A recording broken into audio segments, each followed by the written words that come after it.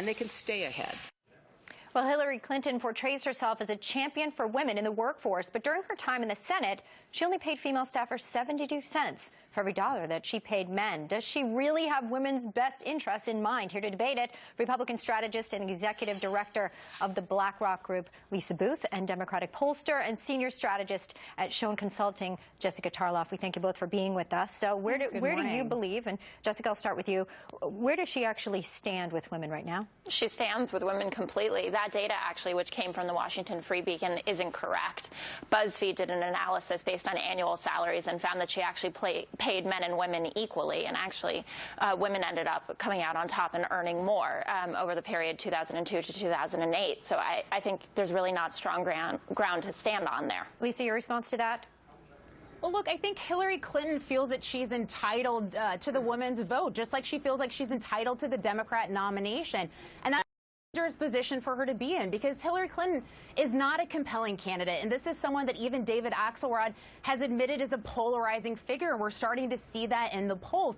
But she also doesn't practice what she preaches. You know, she says she's for women's rights, but the Clinton Foundation had no problem taking money from oppressive foreign governments in foreign countries like Saudi Arabia, and that's going to be problematic for her. Let me ask you this, because on that note here, the Clinton Foundation did take money from Saudi Arabia, the United Arab Emirates, Kuwait, Oman, Qatar, and more, known for their horrific treatment to women. So I pose this question to you, Jessica.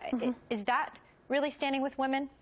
I think that, I mean, you can't justify everything. I don't think that that's necessarily right. They use the money for good things, but does it justify it? Not completely. But I think that I want to return to the point that I originally made, which is that a Republican talking point is that she paid 72 cents on the dollar to,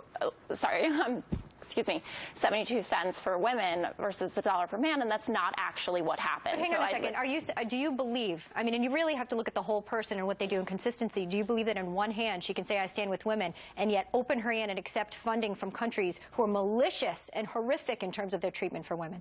I believe that it's a black spot on what's gone on, for sure, but we also need to look at what she did in the Senate. She was the co-sponsor of the Lilly Ledbetter Fair Pay Act, Paycheck Fairness Act. I mean, these are things that do work in her favor, and she's still doing well with women. She's still leading the Republican field by 25-plus points. Well, Elizabeth, what it highlights is just how inauthentic Hillary Clinton is. You know, this is someone who says one thing but does another.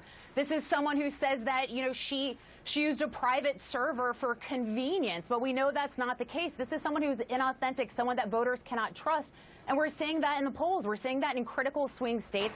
Voters don't trust Hillary Clinton. I think the problem that she's going to have is that if she focuses solely on women's issues, not only is she going to alienate the women voters who supported Mitt Romney over President Obama in 2012, but she's also going to alienate men. And let's face it, women aren't single-issue voters. We care about the economy. We care about authenticity.